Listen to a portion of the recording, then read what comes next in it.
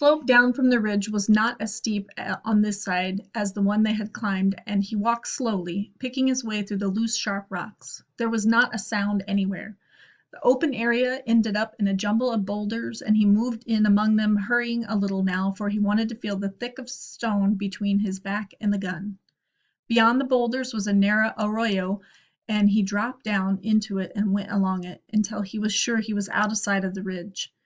Then he turned around and, crouching, went back upward, moving carefully and slowly among the water-washed stones as he followed the trench of the arroyo back toward Medak.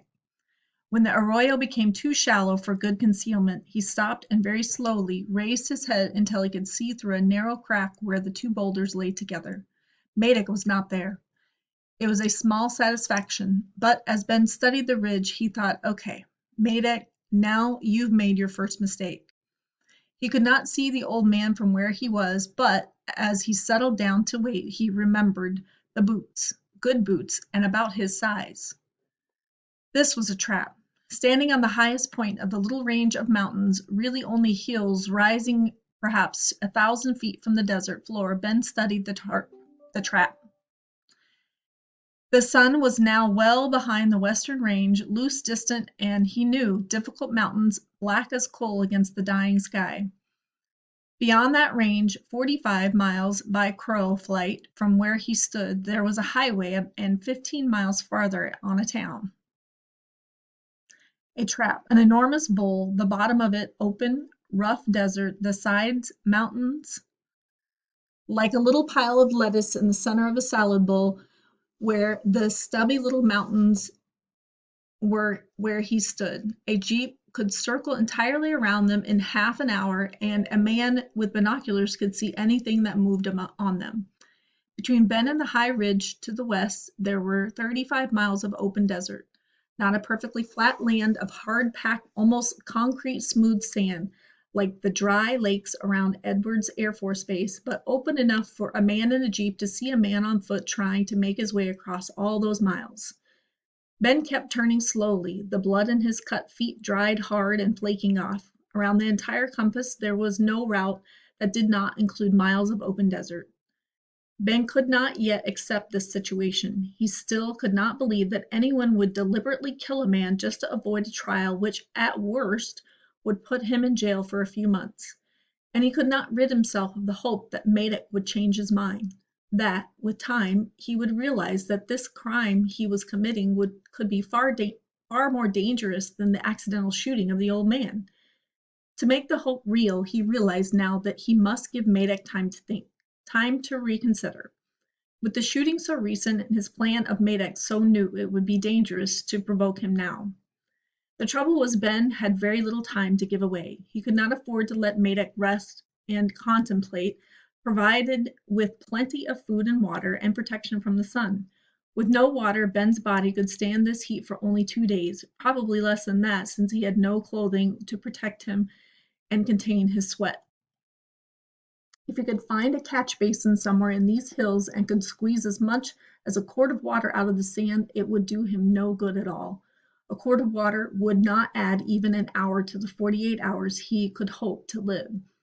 Even if he were lucky and found 2 quarts and a half-gallon of water, it would not really help, adding only an hour or so to his life. To survive here for as long as 2.5 days would require that he find a full gallon of water. To make it for 3 days, he would have to have more than 2 gallons of water. 4 days, 5 gallons. And he didn't even have 2 full days. He had already used up 8 of his 48 hours, for he had not drank water since before they started the Bighorn.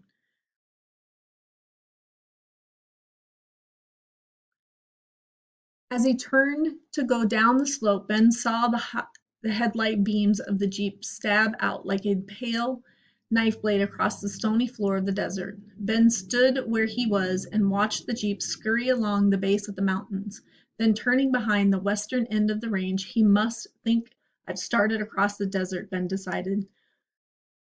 That's your second mistake, Medak. Ben moved down the ridge, picking his way carefully, his feet now swollen and painful. He knew that he should give this problem more than just the hope that time would change Medak's mind. He should be attacking it from every angle Instead, he could think only of small and unimportant things. He needed shoes and clothes. He needed water. He was hungry. It took him a long time in the dark to get back to the ridge where the old man had been shot. Ben decided that he could use the ground sheet, the rope, and the blanket, but not those bloody smeared clothes, just the boots. He could cut a poncho out of the blanket. Madak had moved the body back to where it had first fallen. The ground sheet, the rope, and the blanket were gone. The man's old felt hat was gone. So were all of his clothes. In the starlight, the old man's bare feet looked naked and white, with a dark line of skin at the ankles. The voice in the darkness sounded very close, but as Ben listened, he realized that Madak was 30 or 40 feet away, concealed behind a jumble of boulders. I'll put his shoes and a hat and clothes back on, Madak said, after you don't need them anymore. Madak, Ben cried. This isn't the way to do it. People are going to ask too many questions. Ben heard the shale clicking of Madak as Madak went down the slope. Going to the cliff, Ben watched him heading straight down to the jeep. Ben knew it was useless, but he searched the ground all around the dead man, searching the whole area of the ridge, hoping that Madak had made a mistake of just hiding the stuff somewhere. He had not made that mistake. Ben went to the edge of the cliff again and looked down. Madak had the Coleman lantern lit, and Ben could see him moving around, cooking his supper over a campfire. He had told Ben the first night that was more fitting than using the premise stove. Moving until he could no longer see the old man, Ben sat down with his back against a slab of stone and waited. The moon seemed to hang behind the black mountains, shy and undecided, allowing only a weak glow to show that it was there at all. But at last it came plunging up, enormous, faintly tinged with reddish-brown color, only a small part of its roundness still dark in the earth's shadow. The moonlight was not bright enough for him to make out the old man's tracks or even those of the bighorn, but Ben hoped that his own years in the desert would help him now. An old prospector like this would make a good camp. It would be in the lee of a cliff and would have a view of the desert. It wouldn't be enough to any water hole to scare the game away, but close enough to bag a quail or a rabbit when he needed one. Ben got up and started picking his way carefully, the moonlight helping him keep his feet off the sharp rocks.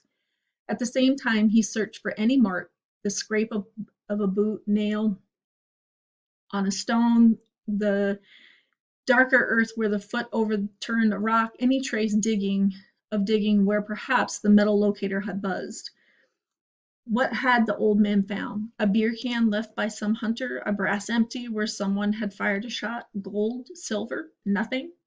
Once, when Ben was a boy, an old prospector called Hard Rock showed up at his uncle's filling station. Hard Rock had once been a burro man, but had given up on the little burros and for a while had gone on foot.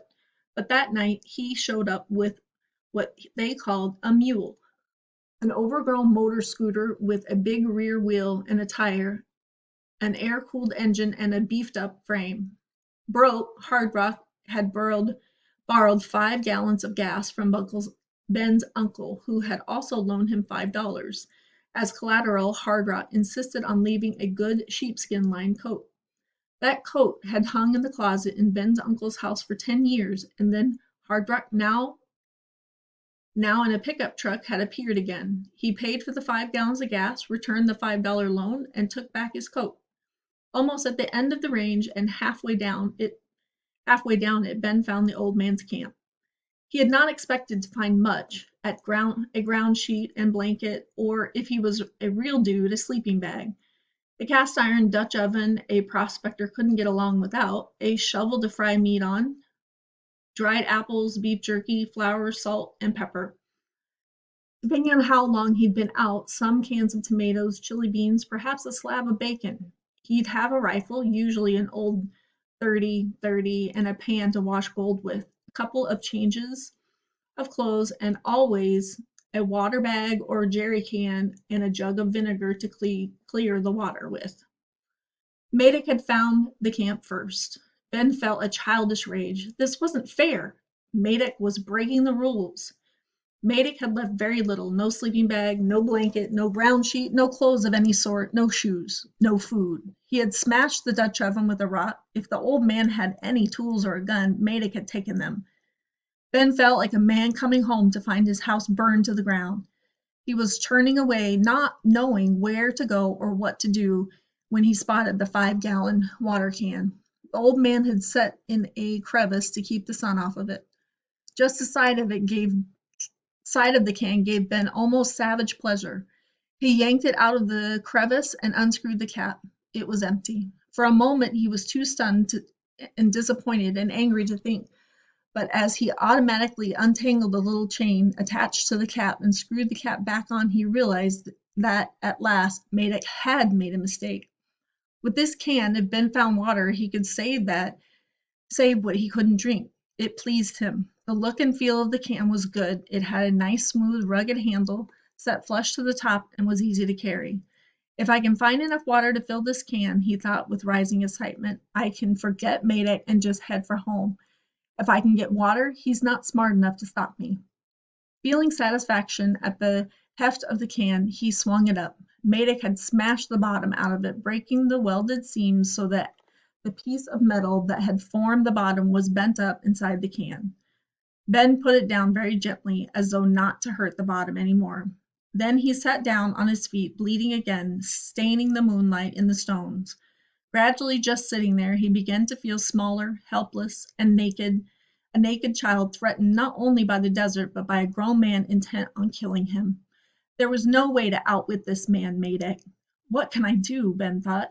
I can walk on down this hill, across the desert, and over to the jeep where Coleman lantern is burning, and food is cooking, and there are gallons of fresh water. I can tell Madak that at the trial I will say anything he wants me to say, leave out anything he wants me to leave out.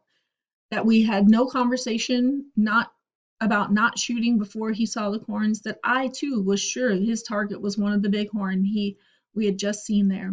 I can promise him on my honor that I will convince any jury that the death of the old man was an accident, complete and total and unavoidable. It wouldn't work. Madak was not the kind of man who could trust another man to keep his word. Ben leaned back and stared up at the stars. Even they seemed to have withdrawn from him. On the ridge the stars had seemed so close, so friendly, but now, with the moonlight suffusing the black sky, the stars had moved millions and millions of miles away from him, and were not concerned with his threat to his life. Not wanting to look any more at the hostile stars, he lowered his head, and in doing so saw something alien, something that did not belong where it was. For a moment his eyes couldn't find the place again, but that he searched where he had been looking. He saw it. Perhaps Ben thought as he got to his feet the old man had used this same water can to stand on for the ledge, and the cliff was at least 8 feet above the ground, and Ben, who was 6 feet tall, could not reach beyond the base of the ledge, and had to take the can to stand on. On the ledge there was an ordinary little tin box with a bright metal handle. His uncle kept one much like it in the office of the filling station to stow the credit card slips in. It was locked and Ben couldn't force it open with his bare hands. As he looked around for the rock to break it open, his pleasure in finding the box began to fade. Madak had searched that old man looking for some identification. He must have found the key to this box in the old man's pocket or a string around his neck. Wherever he had it, Madak had found it. Ben set the box on the edge and began hammering it with a rock. There's going to be nothing inside this box. On the edge and began hammering it with the rock.